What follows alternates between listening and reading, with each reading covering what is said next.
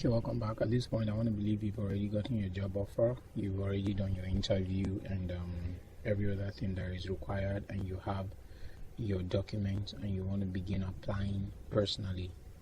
Okay, so the first thing is for you to come to this very portal. I believe you've already created your account. If you haven't created your account, go back to the previous video and learn how to create your account, and ensure you have your recovery questions and answers ready for you to be able to log in anytime and answer those questions. So when you come to this portal, let us go back and sign in. Okay, we'll go back and sign in. Just follow me. I believe we've already done this. So from here we come to my application, and from my application we go straight to sign in or create account. When we come to sign in or create account, we go there straight away. Now, of course, if you remember, we created an account with the GC key, so we're going to sign in with the GC key. And the GC key, of course, let's keep those recovery questions, so you wouldn't get to see mine. Of course, keep your secret too. So after answering those recovery questions, the next thing you need to do is to come to this place and select this. When you select this, you come down, you select this. When you select this, you come down. So basic assumptions. I want to believe before you get to this point, you've already gotten your job offer, you've gotten an LMI letter from your employer, and a couple of other documents. If your employer is going to take care of your transportation, is going to give you a document to handle that, and several other things. So if you have all of those documents, that is when you can begin to apply. Okay, so at this very point, we'll just answer a few questions before they will give us permission to get into the application portal. First question is, what would you like to do? You would like to come and work. How long? It should be more than 6 months. More than 6 months is not supposed to be a permanent work. It's more than 6 months. So you select a code that matches what is on your international passport here, and then what is your current country? You have to select that. So we're using this. Do you have a family member there? No. What is your date of birth? So you have to choose that. So let's assume you are 1995, born in 1995 November, and then any date. So you go forward, you answer these questions according to your own information. Are you a lawful permanent resident of the US? No. If you are, you might not necessarily need this. Do you have a job offer and your employer gave you an offer of employment number or LMI number, proof that your employer applied for LMI? So if he didn't give you this number, he's supposed to give you a proof that he applied for it, and he's supposed to give you an employment number. Okay, so if he has, he's supposed to have given you by now before you begin this application. So you select yes and go forward. Okay, what is the status of your job offer? Is it temporary or permanent? It's basically supposed to be at least 1 year. So the least is 1 year. Actually, it's basically there are like 2 years upward. So these are categories of people that might not necessarily need a visa to come into Canada, or they don't need a work permit to come and work in Canada. But you don't belong to that group, so you select no. Will you be coming to Canada under any IRCC policy? No. You are actually coming to work. Okay. Are you a spouse or a common in-law or dependent child of a person who has or is applying for this? No, you're not. But if you are, you select yes. Have you recently graduated from a Canadian post-secondary institution? No. But if it's yes, you choose yes. Okay, so after that we go forward. What is your marital status? Let's assume you're never married. Which province are you going to? Of course, you remember we've been working with Nova Scotia, so you go with that. Okay, now going by the information we provided, what we need is a foreign worker visitors visa. That's what we need. So when you get this visa, you go forward. So as you go forward, you said we're going to ask you a few more questions. Based on your answers, we'll provide you with personal checklists of documents and all you need to submit with your application. Do not submit your applications for the same service in an effort. Do not submit multiple applications for the same service in an effort to speed it up. Doing this may result in both applications being processed and delay the finalization of your application. So we do not refund processed applications. Alright, let's continue. You got that right. You just have to apply one kind of application for one service. For example, we're applying for work permit, it has to be work permit. If you're applying for express entry, it has to be express entry. If you're applying for study, it has to be study. One permit for one application for one particular desired need. So go forward. Alright, say, do you have a valid work permit or study permit and need to return? You do not have, so it's a no. But if you do, then you should either have, yes, I have a study permit, yes, I have a study permit, yes, I have a work permit, yes, I have an open work permit. So it depends on what you have. But since you don't have, you have to go forward with a no. And then what type of work permit do you want to apply for? You want to apply for it could be a postgraduate work permit, okay?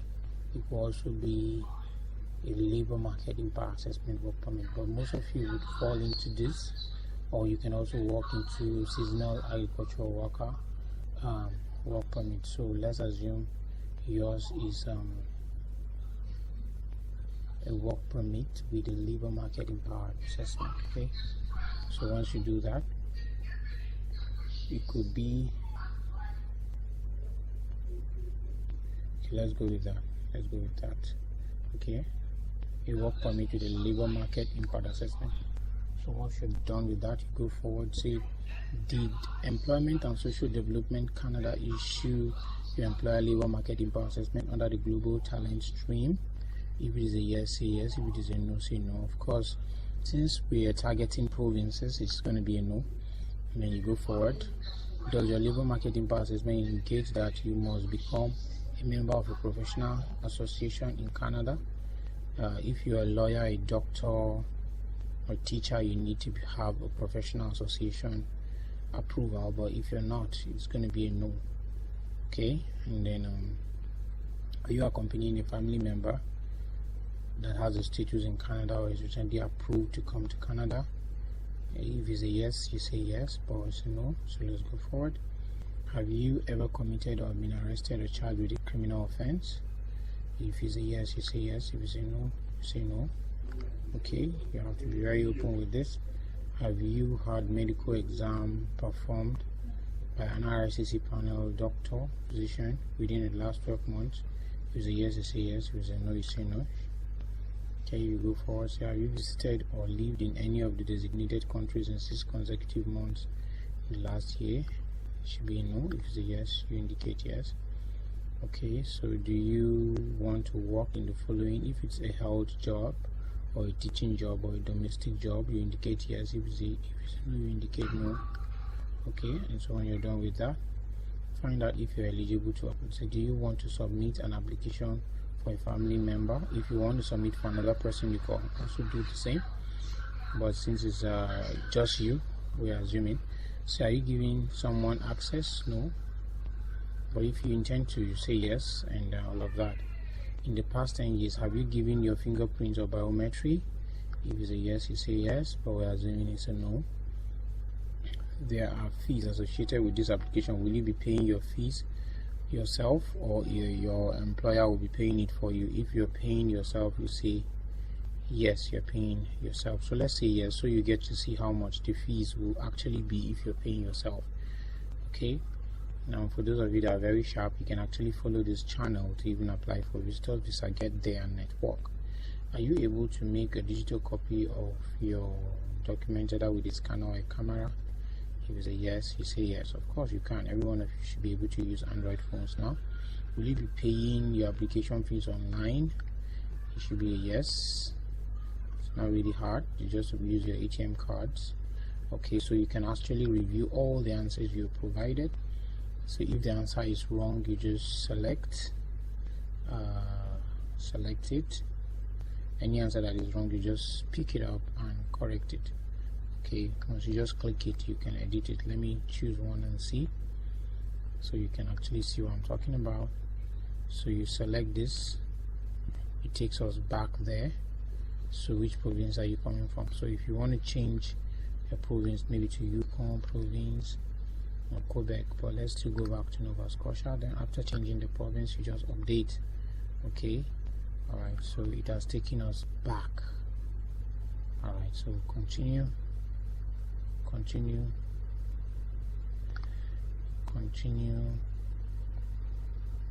okay, so we continue to the spot, and then when we get here we continue. Okay, so now on the screen you will be asked to upload documents for your application. Please do not use your browser navigation buttons back and forward, as they will not work properly within this application. Okay, so you cannot go back and forth.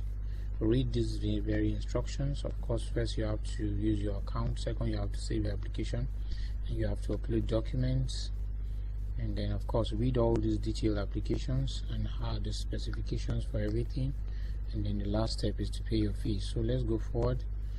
All right, from this step, this is the very place where you do all your application. Okay, now you can actually fill these forms online directly. This is a form you have to fill.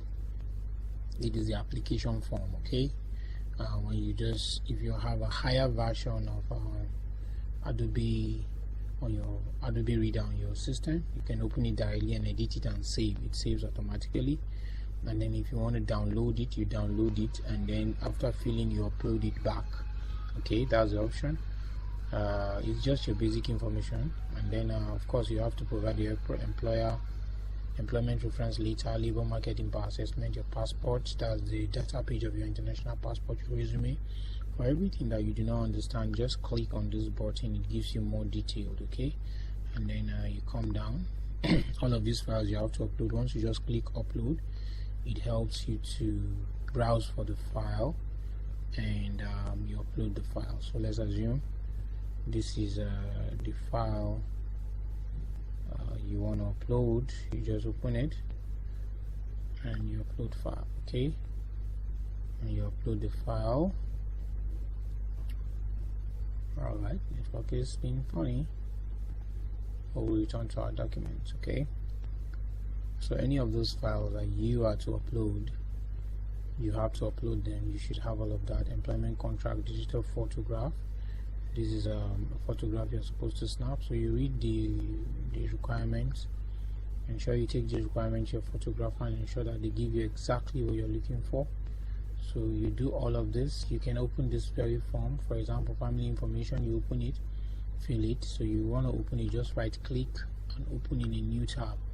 Once it opens, you come here, fill it up. Okay, fill it up. Now this is the form. Alright, the form cannot open. Why? Because this document you're trying to load requires Adobe Reader 8 or higher. So I do not have that right now. I'm gonna do that maybe in subsequent videos so you can get to understand this. However, these are all the documents you require, and then when you fill all these forms, you can pay your work permit. The fee is just $155, and the biometric fee is just $85. So the total is about $240. Very cheap, but because several people do not know this, they have to pay heavily for, you know, the whole processes. Of course there are challenges in it, and it's a professional job, and if you are acquiring a professional service, is a different ball game entirely. So this is it. You can see it's cheap. Okay, you can actually do that and save enough money for yourself. So after supplying all this information, all you're required to do is to submit, and when you submit, you wait for your applications to be processed, and you'll be notified. Of course, always come back to check your dashboard frequently, and like I said, you have to apply to as many opportunities as possible, so you be ready, okay, for the best, and the one that actually takes you in is what you're going for. So we're going to stop here. Thank you so much for your time. See you next.